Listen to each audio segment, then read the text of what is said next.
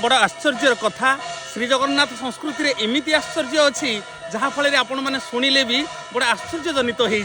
देखु श्रीमंदिर में भगवान स्नान कला बेले दर्पणी स्नान करती बड़ा आश्चर्य कथा हुए एवं आसंता काली आपण देखिए देवस्नान पूर्णिमा दिन महाप्रभु तीन महाप्रभु आउ चारि महाप्रभु बलभद्र सुभद्रा माँ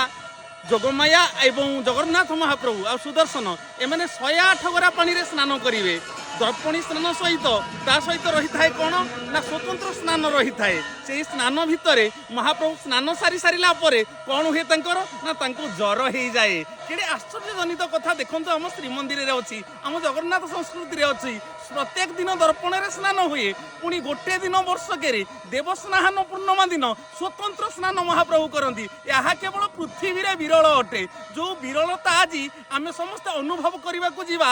आज ये गणपति बेश महाप्रभु दर्शन दे जमी गणपति भट्ट को माने आश्चर्यजनित करते भक्त मानक समूह आश्चर्य दे एते आनंदित करेबे देखिए आपण श्री बड़दाण्ड काली संपूर्ण भाव में परिपूर्ण हो महाप्रभु को दर्शन करने एते श्रद्धालु एते भक्त कौठू छुट्टी आसवे तार कल्पना बाहर थाए से महाप्रभुंकर कथा अवर्णनीय अकथनीय अवर्चनीय अव्यक्त ताकू कहीं व्यक्त एपर्यंत करें जहा धारा नारा सृष्टि कर सारा पर भी ताहा केबे प्रतिरक्षित हुए ना कि प्रतिफलित हुए ना ये राजराजुड़ा समय